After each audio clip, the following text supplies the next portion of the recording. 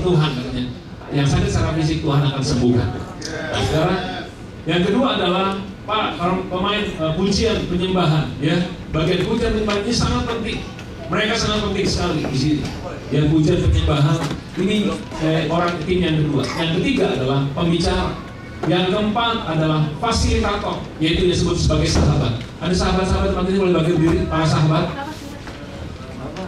Sahabat. Nah, tepuk tangan dulu untuk mereka semua, para sahabat. Ya. Jadi ini sahabat-sahabat yang akan membantu saya saudara nanti diskusi kelompok untuk berdoa macam-macam. Pokoknya itu sahabat fungsinya. Mungkin bawain makanan juga. Nah itu fungsi sahabat saudara ya.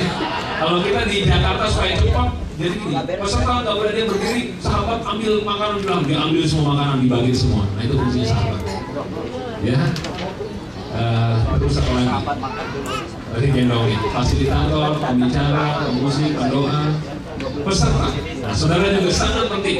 Kalau nggak ada pesertanya, dia nggak ada hiburan kan saudara ya. Jadi semua peserta. Nah, saudara saya kerja sama saudara. Nanti setiap kali dalam hiburan ini, saudara diajarin untuk namanya perkataan kata-kata iman. Ya, kata-kata iman. Jadi kita tahu kalau kita sembuh, kita harus bilang sembuh, betul nggak saudara ya? Jangan bilang udah sembuh belum? Nggak tahu ya, rasanya sakit. Nanti kita percaya bahwa kita sembuh dan sudah dipulihkan. Nanti kalau saya berkata begini, kita pasti pulih. Saudara cuma jawab yes sekali gitu. Kalau saya ngomong yang kedua kali, kita pasti pulih, yesnya juga 2 kali. Kalau saya ngomong yang 3 kali, kita pasti pulih, saudara yesnya berapa kali? 3 kali. Kalau yang keempat, ya tetap aja saudara sekali lagi gitu ya, jangan sampai 4 kali gitu, lama kebanyakan. Kita coba ya, kita pasti pulih. Yes. Kita pasti pulih. Yes. Kita pasti pulih. Yes. Yes. Yes. Nah itu saudara, waktu kita ngomong kita pasti pulih, kita ucapkan yes, berarti gini, kita percaya bahwa ini pasti terjadi pemulihan dalam hidup kita semua. Saudara, jadi ini jangan lupa. Jadi jangan sampai kita pasti pulih, masa. Nah itu jangan saudara, batal semuanya jadinya ya. Oke. Kenapa kita perlu ikut healing movement kayak ini? Ini pertanyaan. Kenapa? Saudara, sejak manusia jatuh dalam dosa, semua manusia telah melakukan dosa, yang telah kehilangan kemuliaan Allah. Dan dunia ini dipenuhi dengan nilai-nilai yang salah atau nilai-nilai dosa. Sehingga akibatnya semua manusia sejak bayi itu dipengaruhi dengan doktrinasi atau nilai-nilai dosa atau nilai-nilai yang salah dalam dunia ini, sehingga terjadi kerusakan pada jiwa yang akibatnya adalah image atau persepsi atau keyakinan yang salah dalam diri kita, dalam manusia. Jadi karena manusia jatuh dalam dosa, jadi dunia ini dipenuhi dengan nilai-nilai dosa, nilai-nilai yang salah, itu mempengaruhi kita dan mempengaruhi jiwa kita. Dan semua manusia yang mengalami, kita semua pasti mengalami namanya luka kepada jiwa kita akibat dosa atau kesalahan yang dibuat oleh orang-orang sekitar kita. Mungkin kita nggak luka karena apa yang kita buat, tapi kita luka karena orang-orang sekitar kita, karena nilainya dosa itu yang ada. Nah, saudara, kerusakan jiwa ini akan mengakibatkan, yaitu orang tersebut atau manifestnya akan mengalami masalah dalam hubungan dengan orang lain. Jadi akibat daripada dosa-dosa itu kita mengalami itu punya hubungan yang nggak bagus dengan orang lain. Misalnya hubungan keluarga yang tidak bagus, suami istri yang hubungannya nggak bagus, padahal dulu jatuh cinta, kasih yang bulan-bulan jatuh cinta dan cinta pertama. Tapi begitu menikah, makin lama hubungannya bukan tambah cinta, tambah ribut gitu saudara. Hubungannya nggak bagus. Yang pertama-tama itu hubungan dengan Tuhan yang nggak bagus.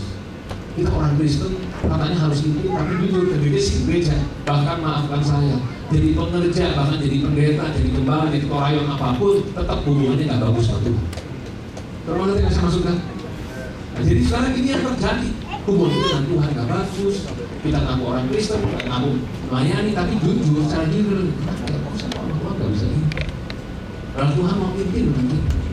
Hubungan suami istri yang nggak bagus, hubungan orang tua dan anak nggak bagus. Papa sama anak gak pernah ngomong, cuman sekedar jadi orang tua dan anak aja gitu.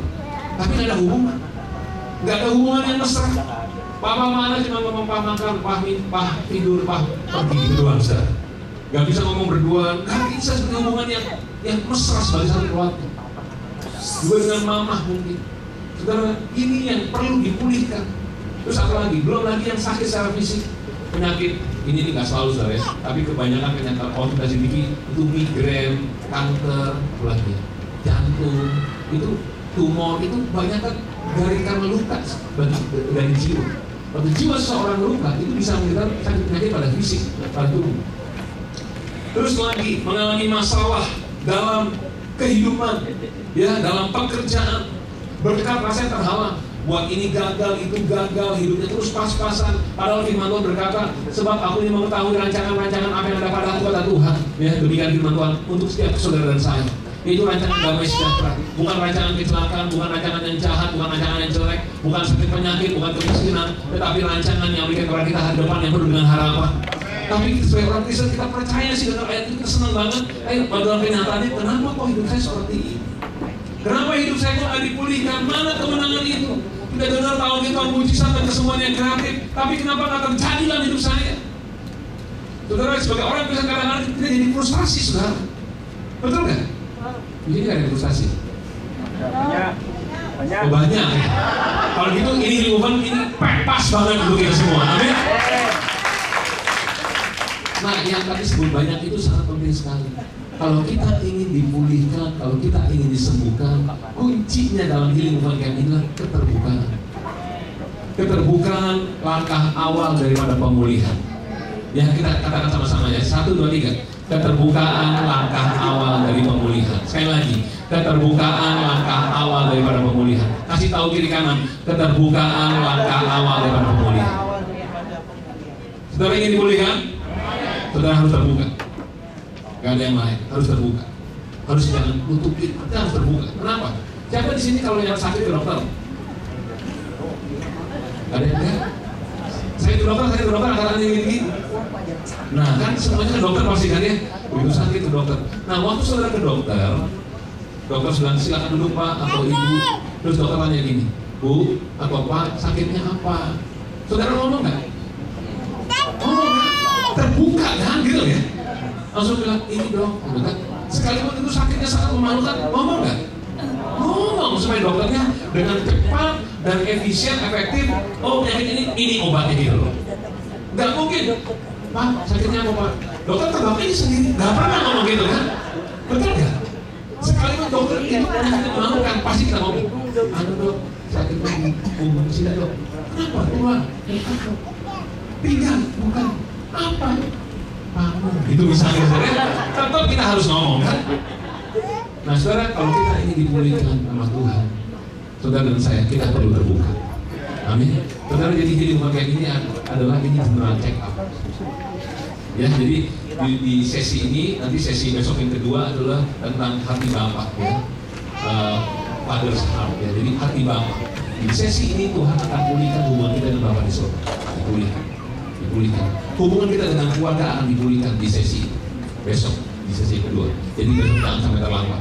Kita melihat bagaimana Bapa di surga akan melawan kita semua. Ya, dipulihkan. Nah, yang kedua setelah itu gambar diri. Nah, kita jangan dipulihkan gambar diri kita seperti yang Tuhan inginkan dalam hidup kita semua. Bahwa Tuhan menciptakan setiap saudara dan saya serupa dan segambar dengan Dia.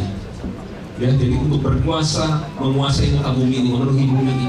Nah, itu yang Tuhan sedang berjalan dalam hidup kita semua. Tetapi bukannya banyak, ada orang-orang Kristen atau orang-orang percaya, mereka hidup di dunia ini, mereka kalah terus, nggak pernah bisa menguasai, seolah-olah gambarnya beda dengan Bapa di surga.